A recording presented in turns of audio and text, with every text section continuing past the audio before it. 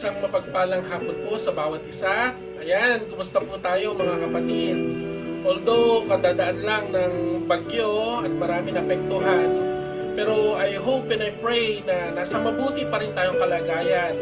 Sunday na naman, so welcome sa online Sunday service natin. At ako po si Pastor Larry, ang tagapagsalita ngayong hapon na ito. So, another blessing, and every gising, sabi nga, is another blessing. Amen po. At ngayon, mag-aaral tayo ng salita ng Diyos. Mag-share po ako ng screen ko. Ayan mga kapatid, kumusta po tayo? Sabi nga sa Panginoon, pabuti ng pabuti at paganda ng paganda, di ba? Tayo ay paganda ng paganda at sabi nga, pabuti ng pabuti ang ating buhay. Yan po, ako po si Pastor Larry. Ayan. Yan, 4 days to go at magkakamping na. Yes, magkakamping na. Dapat decided ka na. Ibig sabihin, nakapag-decide ka na-prepare mo na yung mga gamit mo at ready na sa camping. Amen po. Di ba nga po ng mga nakaraang Sunday, ang tinuro ng mga pastor natin, si Pastor Marlon, ang sabi niya is, ang camping ay hinantulad doon sa feast sa Israel. Di ba yung Feast of Tabernacle? Amen po. Yun yung celebration, maingay sila, nagse-celebrate sila, masaya sila, nagsasalo-salo sila, sineselebrate yung katapatan ng Diyos, yung prosperity at yung guidance ng Diyos sa 40 years na pag-guide niya sa kanila sa wilderness, di ba? Yung mga Israelita. So, yun po yung celebration nila. At sa atin po, matik na. Ibig sabihin, hindi ka na dapat every camp na lang magde-decide ako. Ay, sasama ba ako? Hindi dapat gano'n. Kundi, dapat part na ito ng buhay natin. Amen po? So, magkano ang camp fee? Di ba po? Sabi nga, nung iba, mahal, ganyan. Pero alam nyo, ang presensya ng Diyos, ang ma-experience mo sa camp na yan, ay walang kapantay. Hindi po kayang bayaran ng anumang pera. Amen po?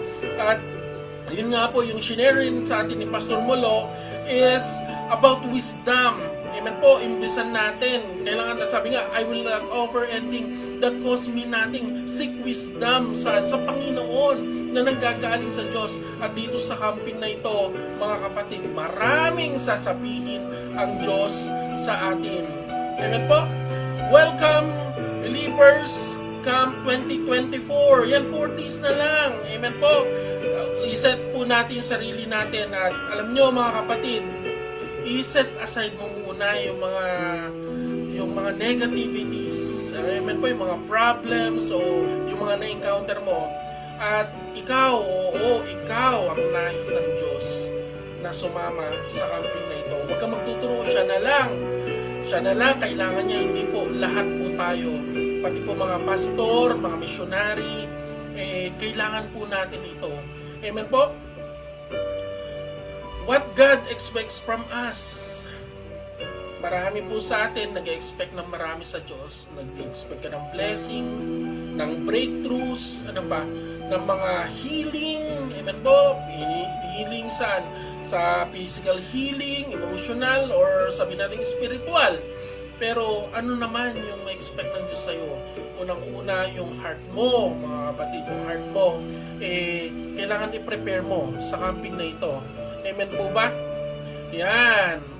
I'm so excited. Yan. Excited po tayo. Kami nga po naghahanda. Yung mga anak ko ay naghahanda. Laging sinasabi sa akin, Dad, kailan ang camping?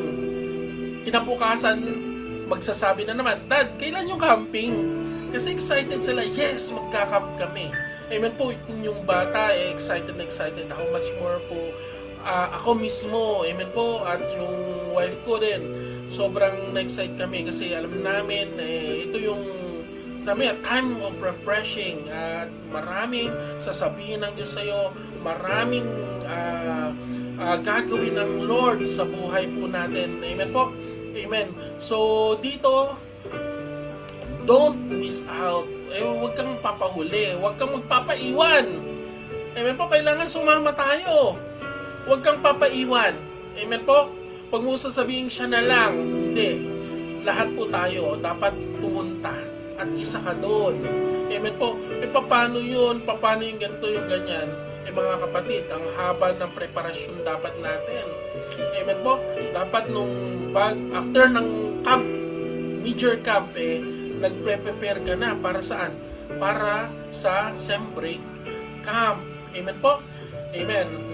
Dito po, sabi nga, for where 2 or 3 or more gathered in my name, there I am with them.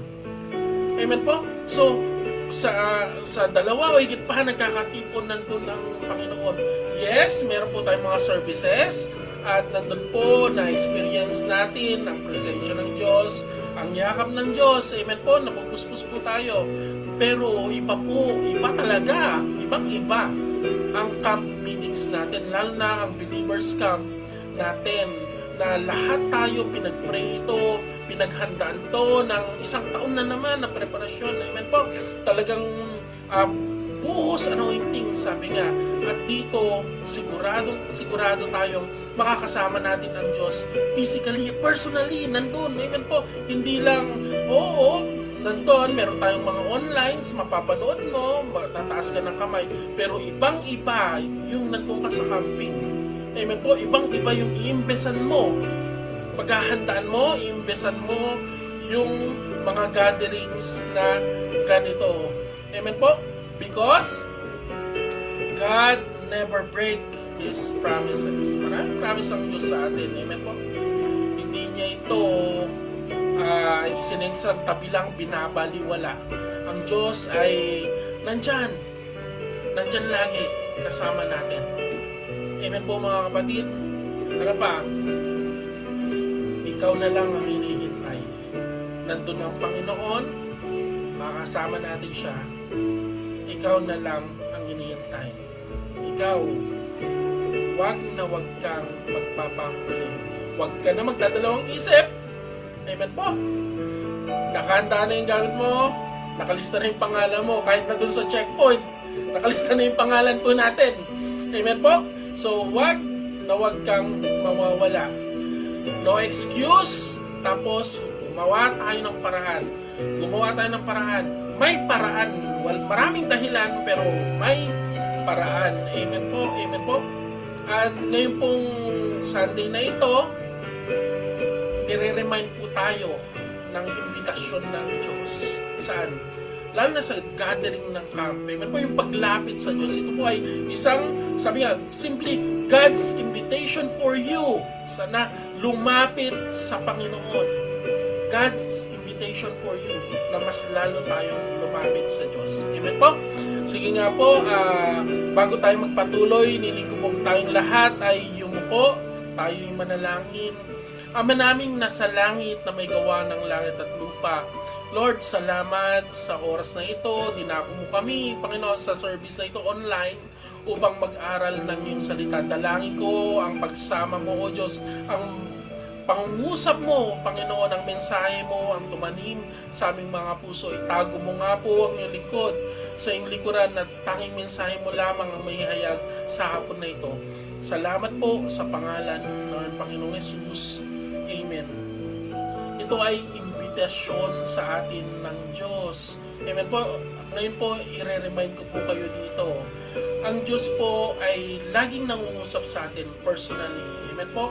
At marami tayong mga bagay na tanong, mga why, Panginoon, sa ating buhay. At alam niyo po, through gatherings like camping, ito yung mag-unplug sa'yo. Ano ba yung unplug? Unplug sa mundo. Ibig sabihin, yung stress sa trabaho, iaalis ka ng Diyos yun. Ano pa, yung sitwasyon sa bahay nyo, sa persecution, sa mga challenges sa buhay, even sa cellphone mo. Di ba kung attach ka sa cellphone mo or doon sa pinapanood mong mga telenovela, mga kapatid, it's time to unplug. Ano to? Putulin mo. Bakit? Ito ang imbitasyon ng Diyos para kumonek tayo sa Kanya. Amen po? Anong sabi niya sa Isaiah 43 verse 1? Sabi niya, I have called you by name. You are mine. talagang sa Diyos tayo. Kaya kang mag-unplug ka sa mundo.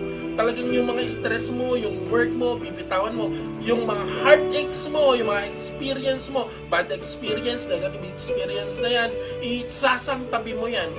Bakit? Pumunta ka dun sa tumawag sa'yo. Bumalik ka dun sa tumawag sa'yo. Amen po? At dun sa pagkakatawag ng Diyos, ano nakalagay? Sa John 10 verse 3, sabi niya, the gatekeeper opens the gate for him. So binuksan ng gatekeeper, and the sheep listen to his voice. He calls his own sheep by name and leads them out. Kung tayo ay tupa ng Diyos, yung pagkakatawag ng Diyos, dapat naririnig natin. Pag binuksan na yung pitot, nagtitinginan na yung mga sheep. Tama po? At doon, mga kapatid, alam mo yung boses ng Diyos mo. Alam mo na tumatawag siya sa'yo. Wala nang paligoy-ligoy pa. Lumapit tayo sa Panginoon. Amen po?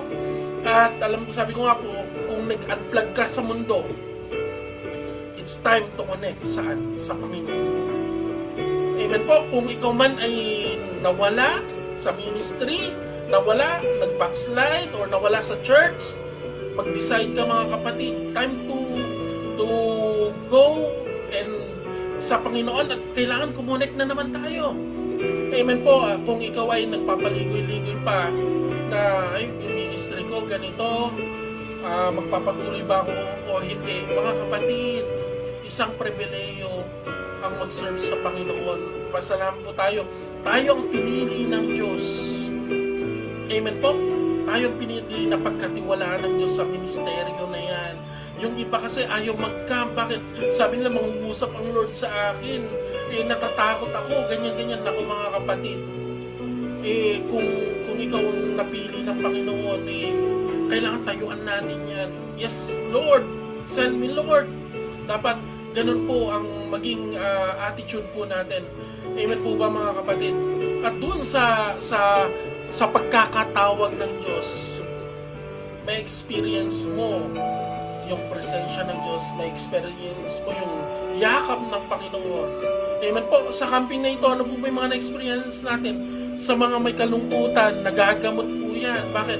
Binibigyan ka ng Diyos ng kagasayahan, ng kagalakan. Amen po. Sa mga nanghihina, binibigyan tayo ng Diyos ng kalakasan, ng comfort. Amen po. Ng restoration. Amen po. Tapos ito pa, sabi nga, nandun yung forgiveness ng Panginoon. Tapos dito po, malalaman mo, syempre, surely, sure ako, malalaman mo ang kalooban ng Diyos. Tapos dito po, sabi nga, you gain wisdom. Amen po. Ito yung walang kapantay. Amen po. At yung experience na to, dapat hinahanap natin. Ang presensya ng Diyos, dapat sinusundan po natin. Amen po. Sabi nga ni Moses, di ba? Sabi ng Lord sa kanila, pumunta kayo dun sa promised land. Doon, may magandang lugar kayo, sagana. Pero sabi ng Diyos sa kanila, pero ako, hindi nyo na ako makakasama. Punta na kayo. Iba yung experience ni Moses, di ba? Nakasama niya ang Diyos. Ibang-iba. Kahit na nandun sila sa wilderness, di ba? Basta kasama nila ang Panginoon. Iba yung nandun ang Panginoon mo. Iba yung mahalaga sa iyo na kalapit-lapit mo lang or nasa sabi nga nasa harapan mo lang. Iba yung nandun ang Panginoon. Ano ang sabi niya? Lord, kung wala ka naman dun sa pupuntahan namin, huwag mo na lang kami padala, Panginoon. Lord, kahit na gaano kaganda yung lugar na yun, pero kung wala ka naman, huwag na lang. Bakit? Alam niya kasi mahalaga yung presensya ng Diyos. Alam niya kasi na nandun ang Panginoon at ang Panginoon ang pinaka-importante sa lahat. Amen po, mga kapatid. Dito po sa Jeremiah 15 verse 16, sabi niya, when your words came, nung narinig ko yung salita mo, nung dumating yung salita ng Diyos, kinain ko ito, pinasok ko ito sa kaloob-looban ko. They were my joy and my heart's delight. yung salita mo ay nagbibigay sa akin ng kagalakan, ng kasiyahan sa aking puso. Kinain ko ito. Ito'y gusto ko. Ito'y akin. Ito'y talagang ninanais ko. Amen po? For I bear your name, O Lord, God Almighty. Ninanais ko, Lord. Ninanais ko dun sa presensya mo. Amen po. Kung nasa ng Panginoon, sabi nga, ang presensya ng Diyos, sundan po natin. At gaya po ng camping na ito, mga kapatid. At ako mismo, ang ninanais ko, Lord, ay yung salita mo. Ang ninanais ko, Lord, yung presensya mo. Na doon sa camp, mas maranasan ko pa. Amen po. Ano po yung nakalagay doon sa Psalms 23? The Lord is my shepherd. Diba? I shall not want. Sabi niya na ganun. He makes me lay down in the green pastures. He takes me in the peaceful streams and He restores my soul. Ayun po, ninanais namin ay doon sa kanlungan ng Diyos, doon sa presensya ng Diyos. Amen po. At kung gusto mo ito, yung 2,000, baliwala yan, mga kapatid. Alam ko, masakit. Amen po. Lalo na kung 4 kayo, 5 kayo pupunta sa pamilya. Di mas lalo kung 6 kayo pupunta sa pamilya. Amen po. Masakit ang camping, sabi nga nila. Pero yung 2-1 na yan, baliwala. Bakit? Yung pupuntahan mo napakahalaga. Nandun ang Lord.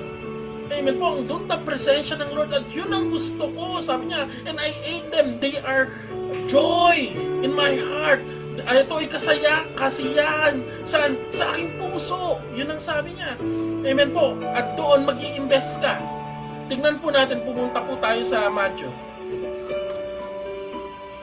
Sabi niya dito po sa Matthew 13, verse 44 to 46.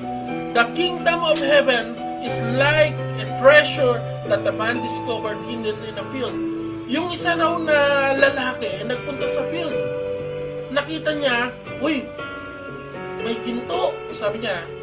At yung nakita niya yung ginto na yun, in his excitement, he hid it again. So tinakpan niya, inayos siya uli, ang ginawa niya, and he sold everything he owned to get enough money. Lahat-lahat sa kanya, binenta niya. Pero po, lahat-lahat, binenta niya. Pinaghandaan niya. Ito po ba sa camping, nakahanda po tayo? Yung puso mo ba nakahanda? O puro tampo pa rin yan? Yung puso mo ba, puro takot pa rin yan? Puro worries pa rin yan? Dapat magka-camping ka, dapat nakahanda ka, yung puso mo nakahanda. Punong-puno ka ng pagpupurit, panalangin sa Lord. Amen po. Ito, ginawa niya, sa excitement niya, tinago niya, tapos binenta niya lahat. Lahat-lahat sa kanya. Kasi importante sa kanya yun eh. Mahalaga sa kanya eh. Tapos bumalik siya. Anong ginawa niya? Noong nakakuha siya ng enough na pera, binili niya yung field na yun. Bakit? Nandun yung hinahanap niya.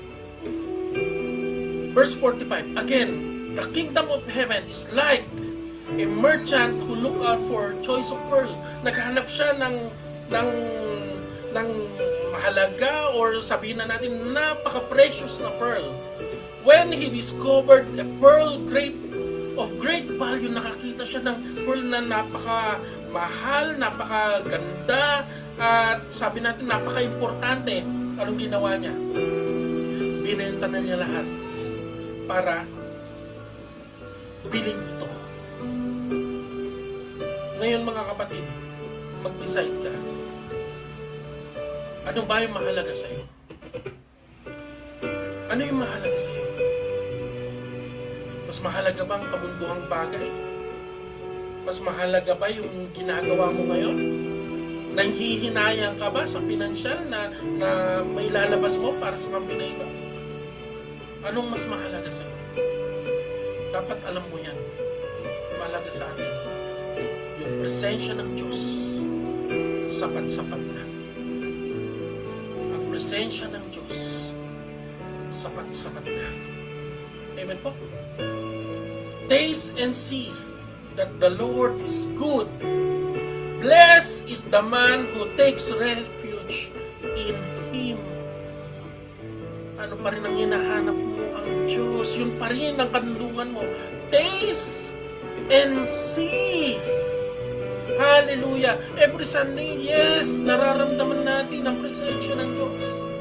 Pero ngayon, alam niyo po, excited na excited ako mismo. Magkakamp ako. Kasi alam ko mga kapatid, hindi ko kakayanin kung wala ang presensya ng Diyos, kung hindi ka makakapag-charge sa Panginoon. Amen po. Kailangan may sarili kang pagpumunta ka doon. Mangusap ka sa Panginoon, talagang magpe-pray ka, magpe-pray po tayo. May walang hanggang kasiyahan po. Inaabot tayo ng madaling araw para mag-worship sa Panginoon. Amen po. At sabi nga, Spirit-led. Amen po. Hinahanap natin, sinasaliksik natin ang sasabihin ng Diyos sa buhay natin.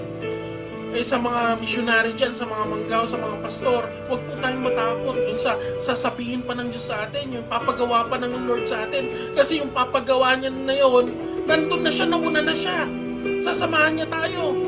Amen po, magbubukas siya ng mga pintuan, mga oportunidad para palalimin, palawakin ang mga territory na pinagkatiwala ng Diyos sa ating buhay. Amen po. At dito po mga kapatid, sabi ko nga, simply, it's an invitation ng Lord. Nire-remind ka ng Diyos. Lalo na sa pagtitipon na ito, huwag po natin kakalimutan. It's time na mag-camp po tayo. Amen po mga kapatid. So, God bless po sa bawat isa. Mag-pray po tayo. Yes, so God, we praise you, Lord. We glorify your name. Lord, salamat sa mensahe mo sa hapon na ito. Lord, dalangin ko na yung pag-asa, Panginoon, ay nandun sa amin, Panginoon. Yung kauhawan, Panginoon, na mas saliksikin ka, na mas hanapin ka, ay nandun sa aming mga buhay, O Diyos. At Lord, lalo na sa gathering na ito, sa meeting na ito, dalangin ko ang pagsama mo, Panginoon. Dalangin ko ngayon pa lang, O Diyos, sa every corner ng campsite na yon, Panginoon. Punuin mo ng iyong Espiritu, Panginoon. Mga anghel mo ang magbantay, O Diyos, sa lugar na yon. At Lord, yung mga atin ngayon pa lang, dalangin ko na i-prepare mo ang bawat puso namin, Panginoon. Lord, alam ko, O Diyos, malawakang paghahanda to. At Lord, nandun yung mga kailangan namin. Pero alam ko, Diyos, you're our God, a great provider, O Lord, na may bibigay lahat ng aming pangangailangan. At Lord, sa aming pagpunta, pag-travel, Panginoon, nandun yung protection at ang pag-iingat mo, God. Dalangin ko yung bawat isa, Panginoon, anuman yung kahilingan nila, anuman yung mga panalangin nila, anuman yung hinahanap nila, anuman yung mga katanungan nila, Lord, matagpuan nila at makamit ang kasagutan na ito, O Diyos. Lord, salamat sa mga ginagawa mo sa amin. Salamat sa pag-asa, sa kalakasan na pinagkakaloob mo sa amin, O God. Lord, sa mga kaming lugar ngayon, anuman ginagawa namin, dalangin ko, O Diyos, ang pagsama mo, ang patnubay mo, ang sumaamin, O Diyos. Maraming pong salamat sa pangalan ng Panginoong Yesus. Amen.